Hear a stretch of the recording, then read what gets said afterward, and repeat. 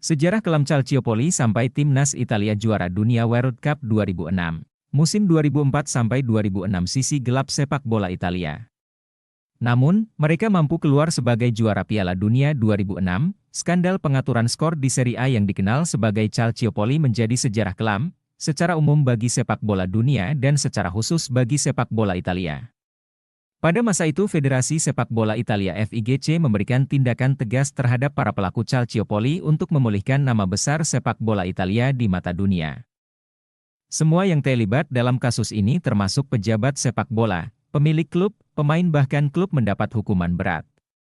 Hukuman terbesar terhadap klub Serie A dari kasus Calciopoli adalah Juventus, di mana Juventus yang terlibat di skandal Calciopoli diberi hukuman didegradasi ke Serie B dan 2 gelar Liga Italia Serie A yaitu pada tahun 2005 dan 2006 telah FIGC cabut.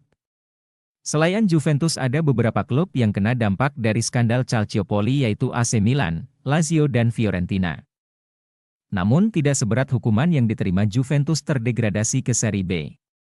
Presiden Juventus pada saat itu Luciano Moggi dan sejumlah petinggi Juve dan para wasit menerima sanksi larangan terlibat di dunia sepak bola dan juga mendapat hukuman penjara. Bersamaan dengan itu Presiden FIGC Franco Carraro juga mengundurkan diri dari jabatannya. 2006 timnas Italia penuh skandal saat ke Jerman. Meski skandal Calciopoli belum selesai, tim nasional Italia tetap optimis ke Piala Dunia 2006. Mereka terbang ke Jerman dengan para pemain yang klubnya terlibat dalam pengaturan skor. Di nahkodai pelatih Marcelo Lippi sejumlah nama pemain seperti Gianluigi Buffon, Alessandro Del Piero, Juventus, Alessandro Nesta, Andrea Pirlo, Milan, hingga Luca Toni, Fiorentina. Namun Marcelo Lippi mampu memberikan dukungan terhadap para pemain tersebut sebelum pertandingan World Cup 2006 di Jerman. Juara dunia dibayang-bayangi skandal Calciopoli. Di babak penyisihan Italia berada di grup E bersama Ghana, Ceko dan Amerika Serikat. Pada babak penyisihan Italia mampu lolos ke babak 16 besar dengan meraih hasil 2 kemenangan dan 1 hasil imbang.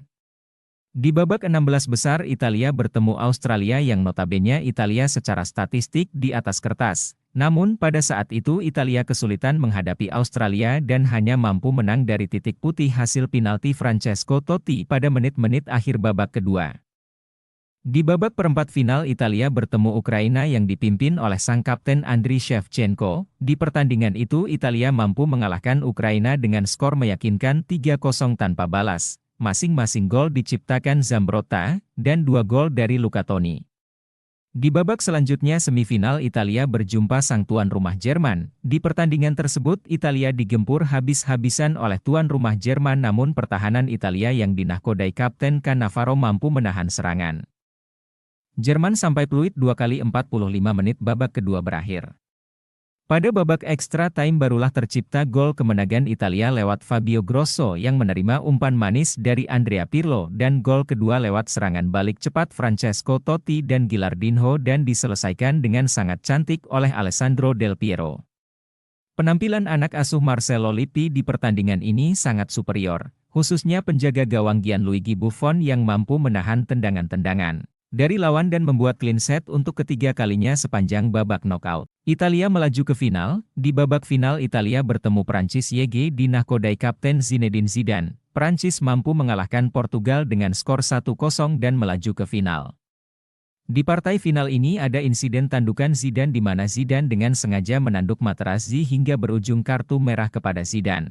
Lanjut ke pertandingan, Italia dan Prancis bertanding di Stadion Olympia Berlin Jerman dihadiri kurang lebih 80.000 penonton.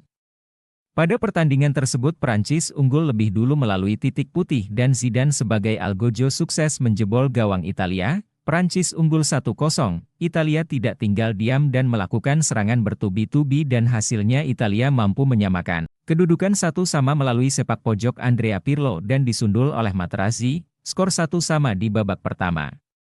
Di babak yang kedua jual beli serangan antara Italia dan Prancis tetap tersaji namun tidak ada gol yang dihasilkan dari 2 kesebelasan hingga peluit babak kedua berakhir. Di babak extra time di menit 110 terjadilah insiden tersebut, wasit Horacio Elizondo yang memimpin jalannya pertandingan mencabut kartu merah langsung untuk Zidane. Usai kapten Prancis itu menanduk dada Materazzi.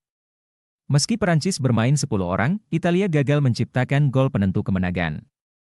Alhasil Italia dan Perancis pun harus melalui drama adu penalti untuk menentukan juara Piala Dunia 2006.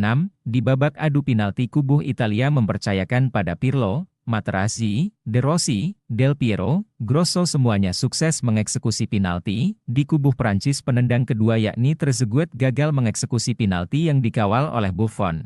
Sehingga skor akhir penalti 5-3 menjadi kemenangan Italia dan sekaligus mengukuhkan Italia sebagai juara dunia World Cup 2006 di Jerman. Bagi Italia gelar juara dunia ini sudah yang keempat sepanjang sejarah World Cup. Pada gelaran Piala Dunia 2006 di Jerman, Zidane ditetapkan sebagai pemain terbaik. Gianluigi Buffon ditetapkan sebagai kiper terbaik, Klose sebagai pencetak gol terbanyak, dan Podolski sebagai pemain muda terbaik. Demikianlah sejarah singkat timnas Italia kala menjuarai Piala Dunia 2006 di Jerman di tengah skandal Calciopoli. Jangan lupa like, komen dan subscribe.